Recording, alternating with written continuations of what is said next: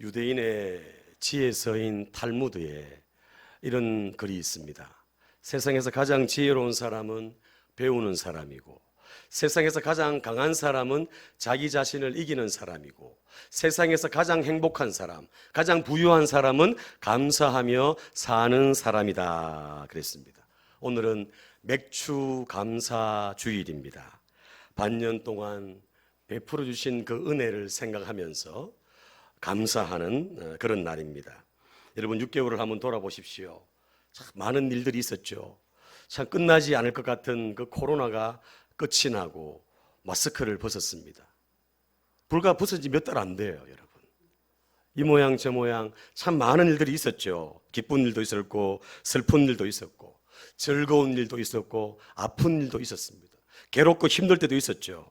모든 일들, 여러 가지 일들이 많았는데 돌아보니까 하나님의 은혜였습니다. 아멘입니까? 돌아보니까 하나님의 은혜였습니다. 오늘 이 본문 말씀은 우리가 너무너무 잘 알고 있는 말씀.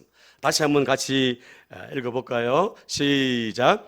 범사에 감사하라. 이것이 그리스도 예수 안에서 너희를 향하신 하나님의 뜻이니라. 아멘. 범사에 감사하라. 무슨 말입니까?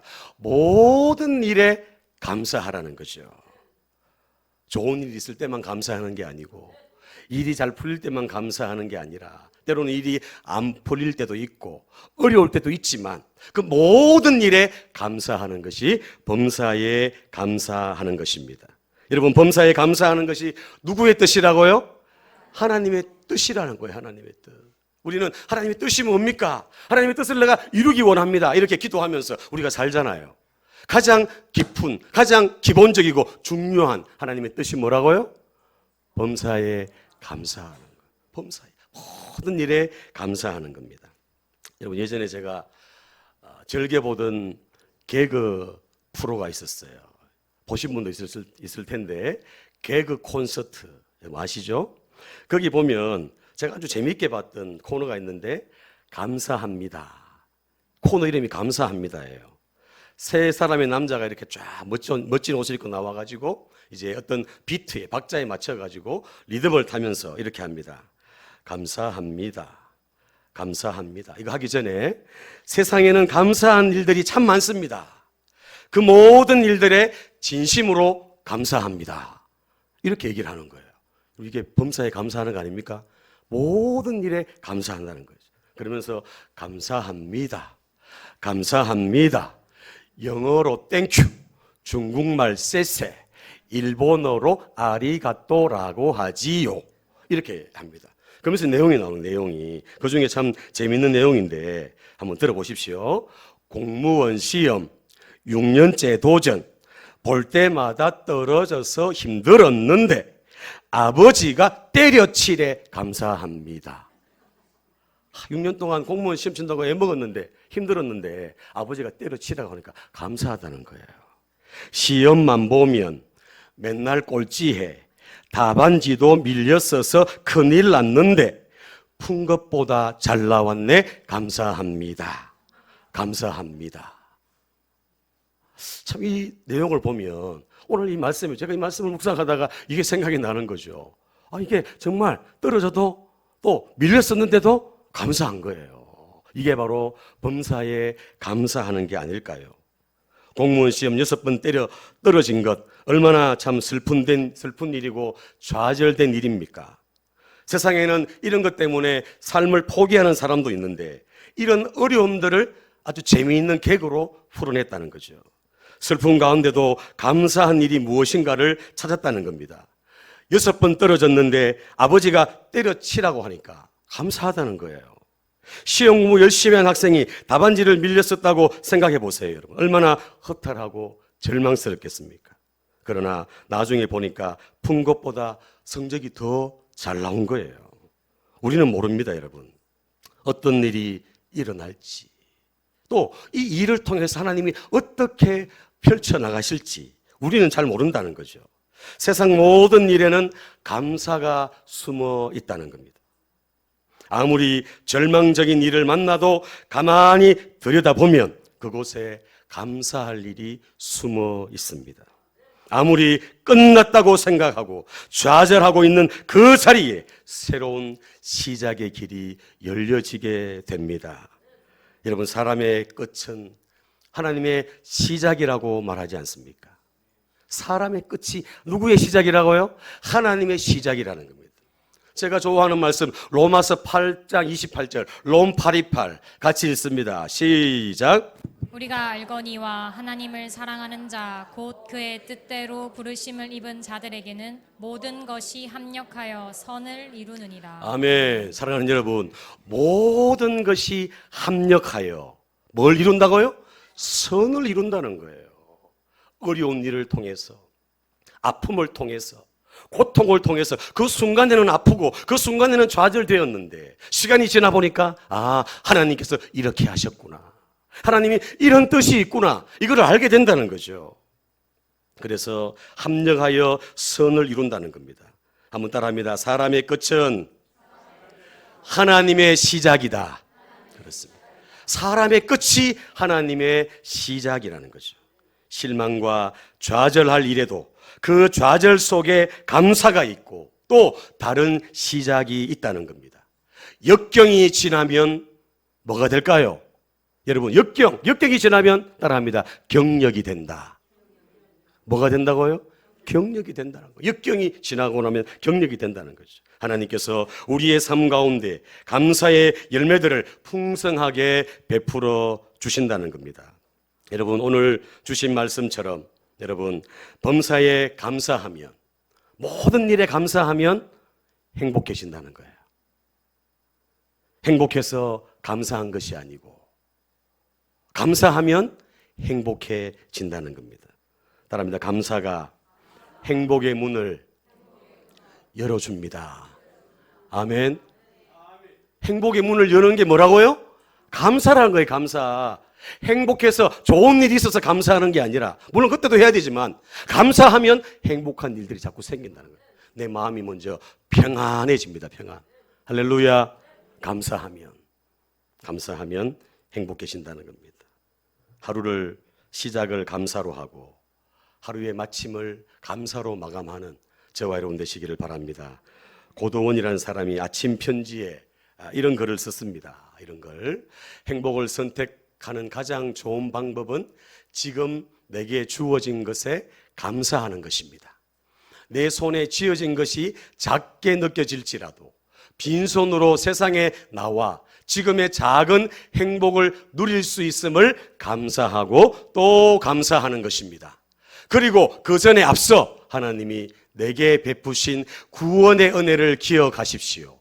불평으로 가득했던 삶이 감사와 기쁨으로 채워질 것입니다. 여러분, 감사할 때 행복해지는 거예요. 우리 옆에 분 한번 쳐다보세요. 옆에 한번 쳐다보세요. 행복하세요? 한번 물어보세요. 행복하세요? 네. 네. 그죠? 함께해서 행복한 거예요. 그죠? 내 옆자리에 앉아준 거 감사한 거잖아요. 그렇죠? 함께 예배 드리게 된 것 얼마나 감사한 겁니까? 이스라엘 백성들을 보시면 하나님의 기적과 같은 은혜를 그렇게 받았고 또 누렸는데도 이 이스라엘 백성들은 그 광야 생활하면서도 감사보다는 불평이 많고 감사보다는 원망하는 일이 많았다는 거예요. 하나님 홍해를 갈라가지고 생명을 살려주시고 물이 없어가지고 물을 주시고 먹을 것이 없어가지고 만나와 메추라기를 주시면서 그 이스라엘 백성들을 광야 가운데 인도하셨는데 이스라엘 백성들의 습성, 태도는 어떠냐 하면 없으면 불평하는 거예요. 없으면 원망하는 거예요. 예? 있는 것으로 주신 것에 감사를 해야 되는데 감사는 하지 않고 출애굽기를 보면은 전부 다 불평하고 원망하고 결국에는 그 불평, 원망 때문에 그들이 광야에서 생을 마감하는 그런 비참함에 그렇게 다다랐지 않습니까? 여러분 따라합니다. 원망이란 하나님께 반응하는 것이 아니라 상황과 환경에 반응하는 것이다. 상황하고 환경 그거에 반응하는 거라는 거예요. 하나님께 반응한다면 어떻게 우리가 원망하겠습니까? 그런데 이스라엘 백성들은 그 상황 환경 그거 보고 하나님께 원망하고 지도자에게 원망했다는 겁니다. 자, 감사는 시작. 감사는 환경에 반항하는 것이 아니라 어떤 상황에도 하나님에 대하여 바른 태도를 보이는 것이다. 한 번 더 시작. 감사는 환경에 반항하는 것이 아니라 어떤 상황에도 하나님에 대하여 바른 태도를 보이는 것이다. 상황과 환경이 어떠하든지 하나님이 살아계시고 하나님이 이 환경, 이 상황 가운데 우리를 선하게 인도하신다는 이런 확신과 이런 믿음이 있다면 우리가 환경 상황 때문에 원망하고 좌절하는 것이 아니라 하나님 때문에 감사하는 자리에 서게 될 줄로 믿습니다. 그래서 감사의 분량이 바로 행복의 분량이라는 겁니다. 가장 행복한 사람들은 가장 많이 소유한 사람이 아니라 가장 많이 감사하는 사람이 행복하다는 겁니다. 스펄전이 이런 말을 했습니다. 불행할 때 시작.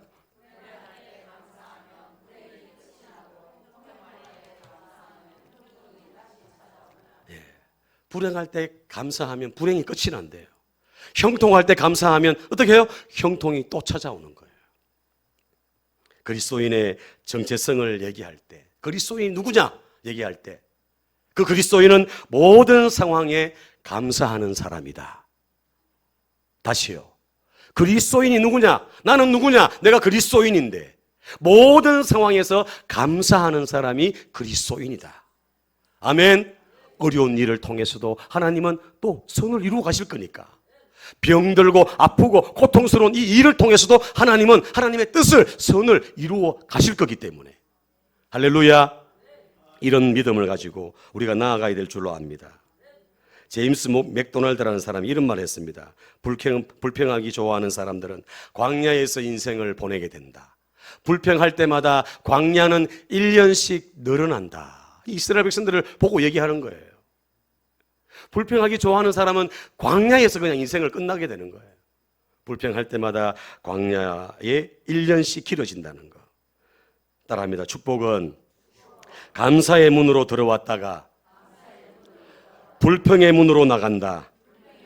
행복은 감사의 문으로 들어와서 불평의 문으로 나간다. 아멘. 작은 것에 감사하면 행복해지죠. 맞습니까? 근데 작은 것에 당연하게 생각하고 작은 것을 그냥 불평하고 원망하면 어때요?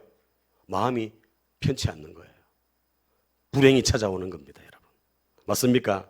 그래서 감사하게 되면 행복하게 된다는 거. 그래서 감사가 행복의 문을 여는 열쇠라는 사실.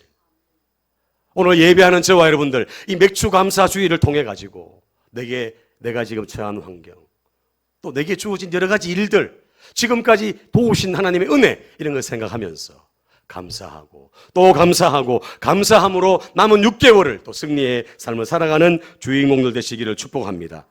이 사자굴에 들어가서 그 다니엘 보십시오. 다니엘. 사자굴에 들어갔지만 그 다니엘의 신앙을 한번 보십시오. 포로로 끌려가서 온갖 고통과 어려움을 겪었는데 하나님의 도우심으로 그 모든 걸 극복해 나가죠. 뜻을 정한 신앙으로 승승장구합니다. 한번 보십시오. 이 다니엘이 왜 위대합니까?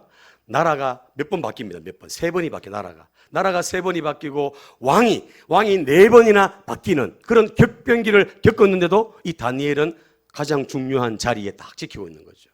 총리의 자리에 딱 지키고 있습니다. 이 다니엘의 위대한 신앙의 비결이 뭡니까? 사자굴이 지금 들어가는 그 상황 속에서도 이 다니엘은 어떤 신앙으로, 어떤 믿음으로 반응합니까? 다니엘서 6장 10절 말씀 보시면 이 다니엘의 신앙을 우리 잘 볼 수 있습니다. 같이 읽습니다. 시작. 다니엘이 이 조서에 왕의 도장이 찍힌 것을 알고도 자기 집에 돌아가서는 윗방에 올라가 예루살렘으로 향한 창문을 열고 전에 하던 대로 하루 3번씩 무릎을 꿇고 기도하며 그의 하나님께 감사하였더라. 아멘. 지금 사자굴에 들어가는 그 위기 앞에 있는데 자칫 잘못하면 이제 죽는데, 그런데도 이 다니엘은 전에 하던 대로, 늘 하던 대로 하루에 3번씩 기도하고 감사하고 하나님 앞에 영광 돌린 이 다니엘, 하나님이 그 사자굴에서 건져주신 줄로 믿습니다.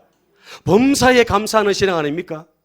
포로로 끌려갔어요. 얼마나 힘들었겠습니까? 그런데도 그 가운데서 믿음으로 신앙으로 모든 것들을 이겨냈다는 거죠. 하나님의 절대적인 주권을 인정하면서 절대 신앙, 절대 믿음, 절대 감사로 하나님을 인정하는 삶을 살았던 인물이 바로 다니엘이었다는 것. 다니엘. 하나님 그 다니엘을 높이 세워주시고 축복해 주신 줄로 믿습니다. 잠언 3장 5절 6절 말씀, 너는 마음을 다하여 여호와를 신뢰하고 내 명철을 의지하지 말라. 너는 범사에 그를 인정하라. 그리하면 내 길을 지도하시리라. 아멘. 범사에 모든 일에 하나님을 인정하고, 아멘. 하나님이 계시다는 것, 하나님이 역사하신다는 것, 하나님이 일하신다는 것, 하나님이 응답하신다는 것, 이걸 인정하고 나갈 때 하나님께서 우리의 길을 지도해 주시겠다, 인도해 주시겠다. 오늘 다니엘을 그렇게 하나님 인도했지 않습니까? 다윗도 마찬가지 아닙니까? 다윗도 하나님을 늘 인정하니까 어려운 가운데서, 환난 가운데서도 하나님을 인정하고 하나님께 기도하고 찬송하고 나갔더니 하나님께서 그 모든 위기를 돌파해 나가게 하시고 하나님이 다윗을 높이 높이 세워주신 줄로 믿습니다. 시편에 보면은 이 다윗의 놀라운 그런 감사의 고백이 얼마나 많습니까? 그 가운데서 시편 9편 1절 2절 말씀, 내가 전심으로 여호와께 감사하며 주의 모든 기이한 일들을 전하리이다. 내가 주를 기뻐하고 즐거워하며 지존하신 주의 이름을 찬송하리니. 이 다윗의 삶은 늘 감사하고 늘 찬송하는 그런 삶이었다는 겁니다. 그러니까 하나님이 그 다윗을 붙들어 주시고 선하게 인도하신 줄 믿습니다. 다윗의 그 고백이 뭡니까? 따라합니다. 주밖에 나의 복이 없습니다.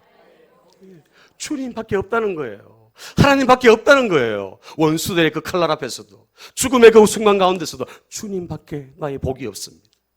주님이 나의 피난처시고 주님이 나의 힘이십니다. 고백하지 않습니까? 시편 18편 1절 2절 같이 고백합니다. 시작.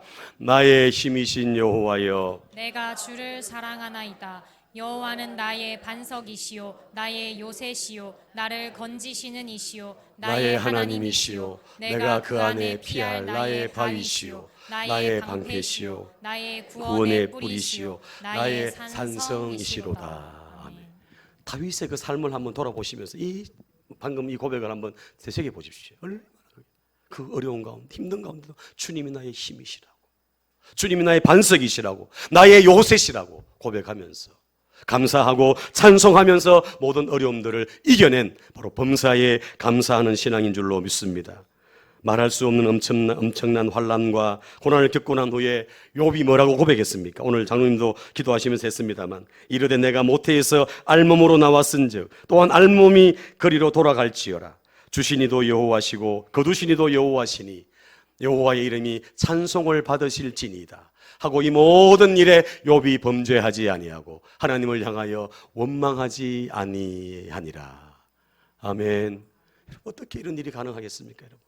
어떻게 자식이 하루아침에 다 죽고 다 재산 다 날아가고 몸에는 병이 들어가지고 죽을 날을 기다리고 있는 그 고통 가운데 어떻게 이런 고백을 할 수 있습니까? 어떻게? 주신 자도 여호와시고 취하신 자도 여호와십니다. 여호와의 이름이 찬송을 받으실지어다. 어떻게 이런 고백이 가능합니까? 따라합니다. 절대신앙. 아멘. 하나님이 그 위기 가운데도 함께 하시고 하나님이 선을 이루신다는 것.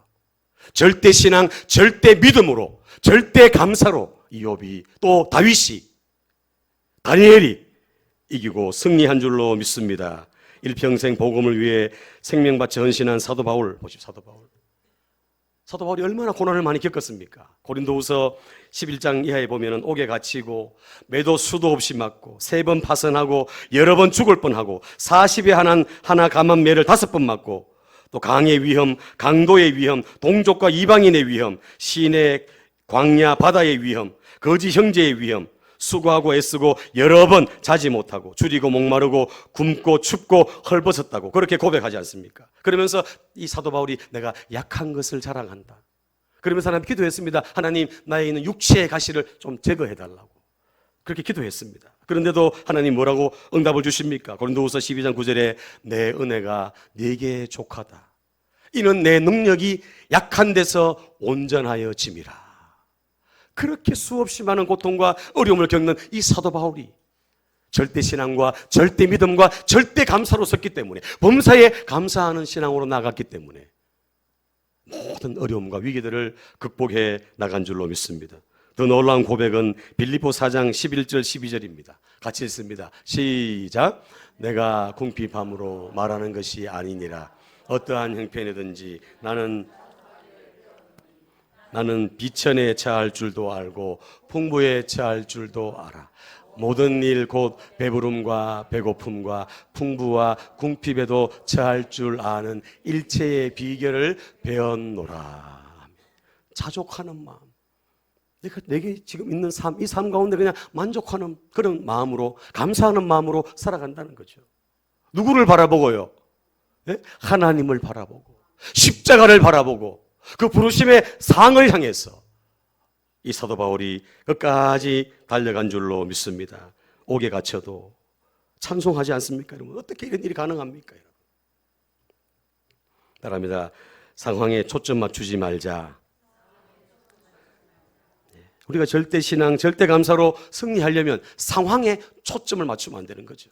환경에 초점을 맞추면 안 되는 거죠. 그럼 우리의 초점을 어디에 맞춰야 될까요? 누구에게 맞춰야 될까요?